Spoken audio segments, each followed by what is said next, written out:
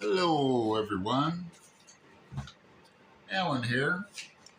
Welcome to my channel.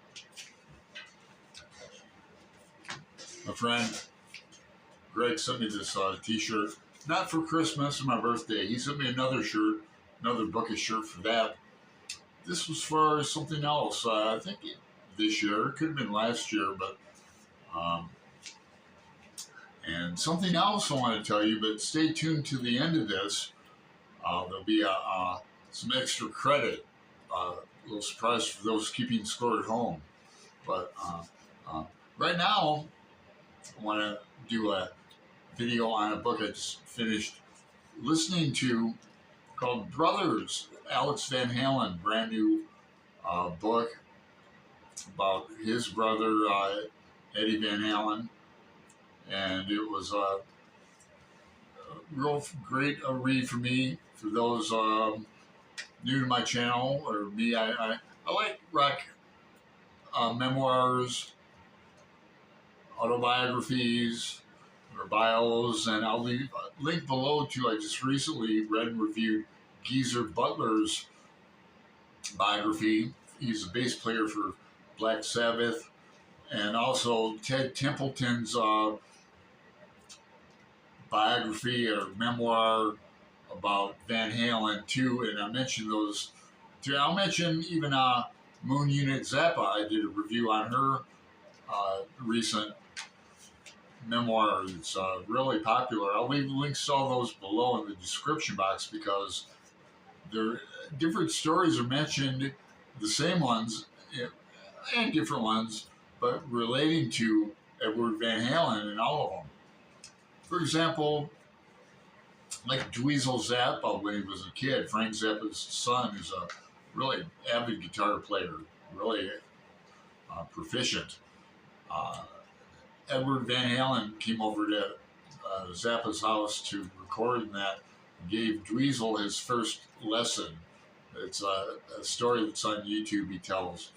I might leave a link to that too where you can look it up yourself. Then in Geezer's book on Black Sabbath, as well as Alex tells a story about when they were on tour, Van Halen with Black Sabbath, and Ozzy went missing for days, a couple, 2-3 days, and they found him in the next city in a Sheraton hotel that they were staying at the city before.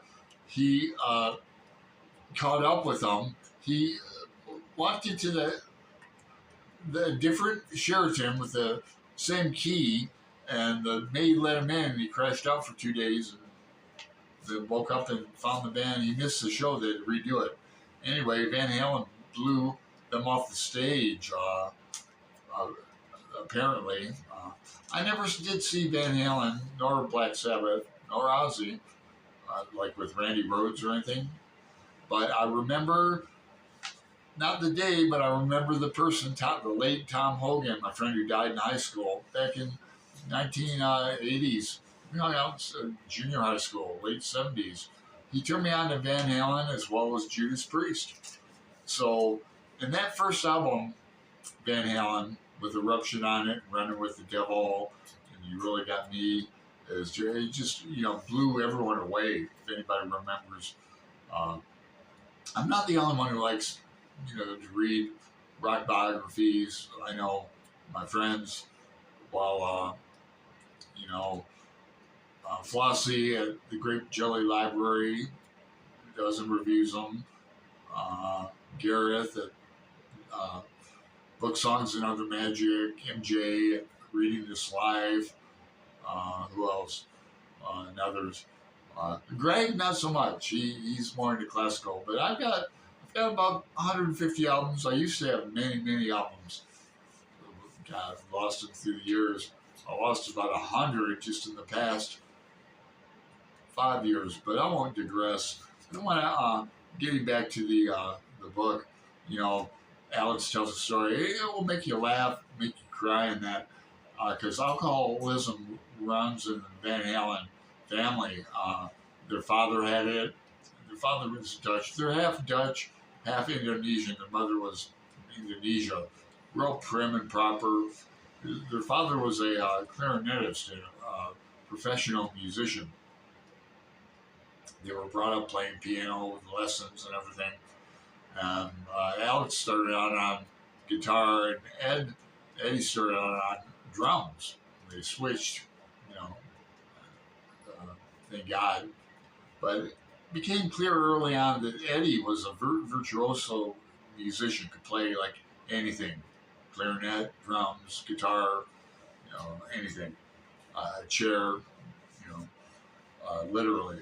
But so they immigrated to Pasadena, where they met David Lee Roth. David Lee Roth came for money. Uh, I give him credit. He's my favorite singer, but he is known for. Hang on, I gotta pause. I apologize for that. I'm cooking something, and I forgot to put on the timer. So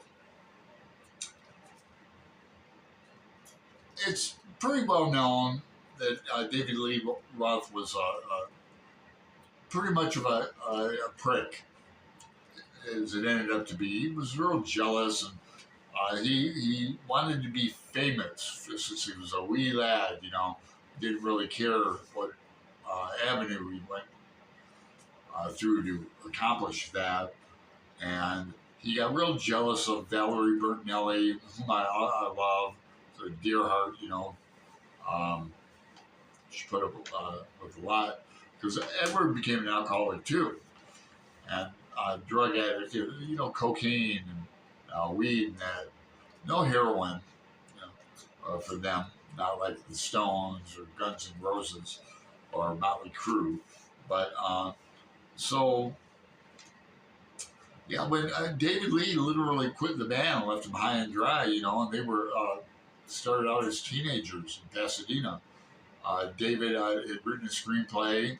He had a solo album that California Girls and that, but he wrote a screenplay, and it was Warner Brothers was going to do it, and he was going to be the star, and this and that, and it fell through, and he never got another option on screenplay in that either.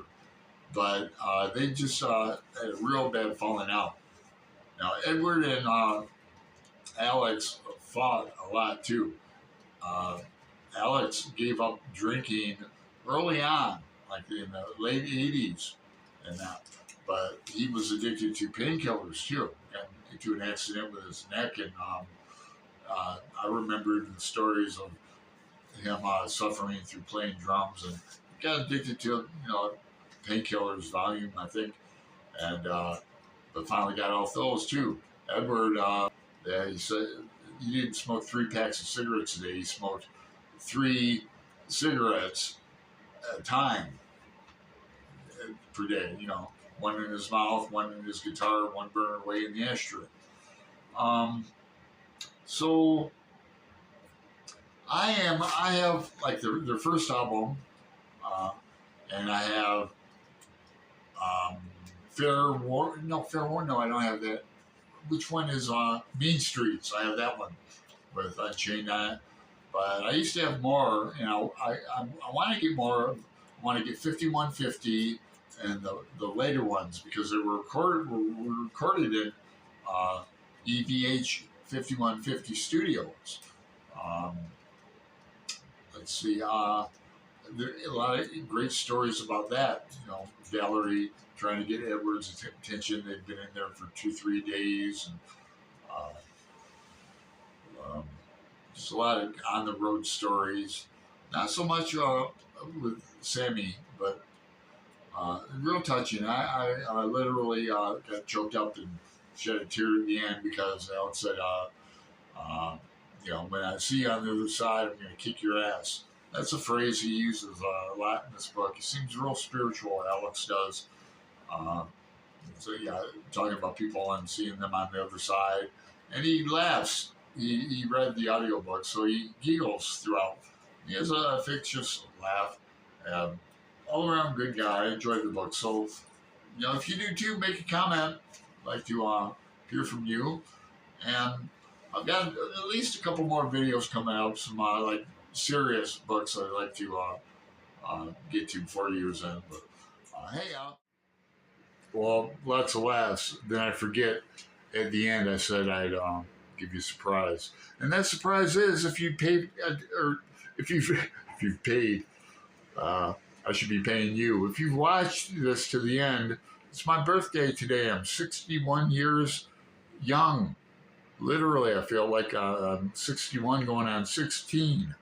But leave a birthday cake emoji or a t-shirt emoji because I sent Greg a t-shirt for his birthday, and I thought it was a good one. I was gonna send him. I go like, yeah, I almost bought him a button-down shirt, but you never see Greg wear a button-down like cat-related shirt. But I got him a t-shirt instead. But yeah, he hasn't worn it yet. So let's leave an emoji of a t-shirt if you want to see Greg wear his t-shirt. All right, thanks.